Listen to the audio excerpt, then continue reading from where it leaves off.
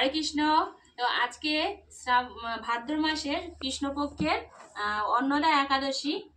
অন্নদা একাদশীতে 12টার পরে তো প্রসাদ পাই, আর এখন 2টো বাজে, মানে সেন্টারে গিয়েছিলাম, তো সেন্টার থেকে বাড়ি এসে এখন 2টো বাজে প্রসাদ পাচ্ছি, করে গিয়েছিলাম। তো কি কি প্রসাদ পাচ্ছি সেটা দেখাই, এদিকে আসুন।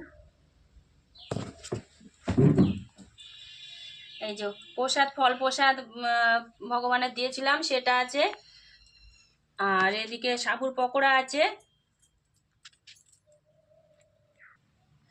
আর এদিকে বাদামের স্যালাড আছে, শসা আলু দিয়ে, বাদাম দিয়ে, আর এদিকে পেঁপে আলুর তরকারি আছে, আর এদিকে সাবু ফ্রাই আছে। তো এই দিয়ে আমি আর মা এখন, আর এটা মিষ্টির জল আছে, ভগবানের ভোগ দিয়েছিলাম সকালবেলা, সেটা এখন পাবো।